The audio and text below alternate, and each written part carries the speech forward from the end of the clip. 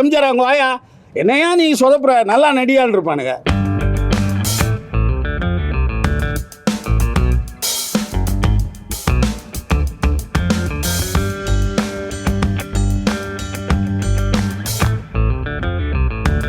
வணக்கம். ஏவி ராமச்சந்திரன் கிட்டத்தட்ட என்ன சிகாமணி பாது சித்த சிகாமணியா ஏதோ ஒரு படம். என்ன சிகாமணி இது? ஐந்தாம் தலைமுறை சித்த சிகாமணி படத்தின் மூலமாக நமக்கு அறிவுமானார். ஆனால் எல்லா கலைஞர்களுக்கும் வந்து வாழ்க்கை வந்து உடனே வர்றதில்லை. சில கலைஞர்கள் வந்து அவங்களுக்கான வாழ்க்கையை நேரத்தை அவங்களே முடிவு பண்ணி அதை கொண்டு வருவாங்க. அப்படி ஒரு கலைஞனாக தான் ராமச்சந்திரன் நான் நினைக்கிறேன். ஏன்னா தனக்கு ஒன்று கிடைக்கலன்னா தானே அதை வந்து தேடி பிடிச்சிடுறது, அந்த இடத்தில் இருக்கிற ஒரு கலைஞனாக தான் பார்க்குறேன்.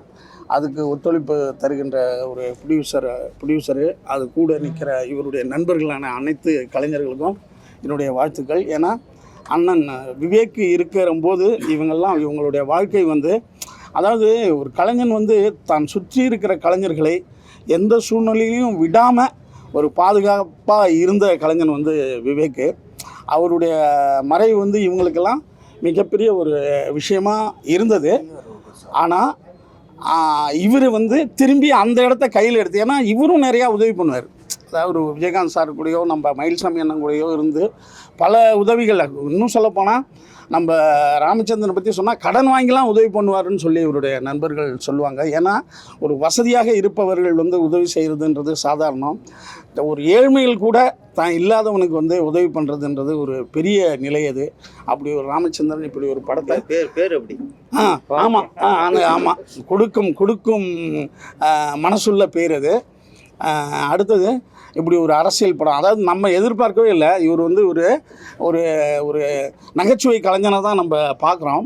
ஆனால் அவருக்குள்ள இவ்வளோ சமூக சிந்தனையோட ஒரு அரசியல் நையாண்டியோட ஒரு படத்தை நான் எதிர்பார்க்கல. இந்த கதையை அவர் சொல்லும்போது யோகி பாபு படம் வந்தது, அது என்னென்ன ஒரு படம் பேர் இப்போ சமயத்தில் அந்த எலெக்ஷன் மண்டேல அந்த ஒரு தாக்கத்தோட ஒரு கிராமத்துக்குள்ளே எல்லா மனிதர்களையும் வந்து உள்ளே கொண்டு வந்து அதுக்கு ஒரு சொல்யூஷன் பண்ணி ரொம்ப மனித நேயத்தோட மக்கள் யாரெல்லாம் மனித நேயம் இல்லாமல் இருக்கிறாங்கன்னு கதை போய் ஒரு இடத்துல வந்து கண்கலங்கர் மாதிரி மனித நேயத்தோட படத்தை முடிக்கிறாப்புல.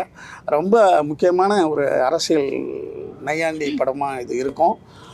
குறிப்பாக இன்னும் சொல்லப்போனால் இந்த படத்தின் மூலமாக அண்ணன் சொன்ன மாதிரி இந்த சின்ன படம்னு சொல்கிறோம்ல, அதெல்லாம் இந்த படத்தினுடைய வெற்றியின் மூலமாக பெரிய படமாக மாறும். இந்த கலைஞர்கள் அனைத்து பேருக்கும் என்னுடைய வாழ்த்துக்கள். அண்ணன் பேரரசு அவர் முக்கியமான கேரக்டர், அவர் சொல்லாமல் இருந்தாரா நான் சொல்லணும்னு பார்த்தேன். இயக்குனர் ராமச்சந்திரனே சொல்லிட்டாப்புல. நன்றிங்க.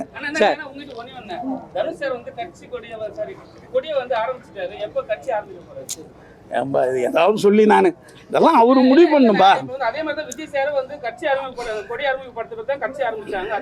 இல்லை எப்போதுமே வந்துப்பா சில விஷயங்கள் தான் நம்ம சொல்லலாம், சில விஷயங்கள் அவங்க தானே முடிவு பண்ணோம். அதை நம்ம இது பண்ண இல்லை அது அவர் தான் முடிவு பண்ணோம். அவர் கூப்பிட்டு நம்மக்கிட்ட சொன்னார்னா அதுக்கான வேலையை பார்ப்பேன். இதில் ஏன்னா நம்ம எல்லாத்தையும் சொன்னால் வருத்தம் வந்துடும்பா. ஏன்னா அவங்க கூட நம்ம இருக்கிறோன்னும் போது ஒரு லெவலுக்கு மேலே நம்ம பேசக்கூடாது. ஏன்னா இல்லை ஒரு நீண்ட பயணம், பெரிய ஆள்கள்கிட்ட நீண்ட பயணம் பண்ணுறதுடைய நெருக்கடியே என்னன்னா எதுக்கு அவங்க கோச்சிக்குவாங்க, எதுக்கு நம்மளை அப்ரிஷியேட் பண்ணுவாங்கன்னு நம்மளுக்கு தெரியாது. அது ரொம்ப, அதாவது இது ஒரு கத்தி மேலே நடக்கிற கதை, ரெண்டு பக்கமும் கூறுள்ள கத்தி கூட பழகிட்டு இருக்கிற கதை.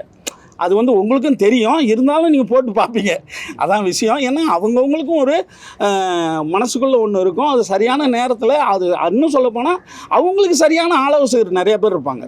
அதெல்லாம் முடிவு பண்ணி அவங்க பண்ணுவாங்க. ஏன்னா இது பெரிய விஷயம் இல்லையா? ஏன்னா விஜய் சார் இன்றைக்கி வந்து நான் சொல்லிகிட்டே இருப்பேன், விஜய் சார் இன்றைக்கி வந்து ஜெயிச்சதால் இது ஜெயிச்சதால் எல்லாம் போய் நீங்கள் ஜெயிப்பீங்கன்னு நான் சொன்னேன் சார், ஜெயிப்புன்னு நான் சொன்னேன் சார், என் ஃப்ரெண்டுக்கிட்ட சொன்னேன் சார், எங்கள் வீட்டில் கூட சொன்னேன் சார், நான் உங்களுக்கு தான் சார் ஓட்டு போடுறேன்றான். அவர் அப்படி சிலிப்பாக இருந்தாருன்னா நினச்சி பாருங்க.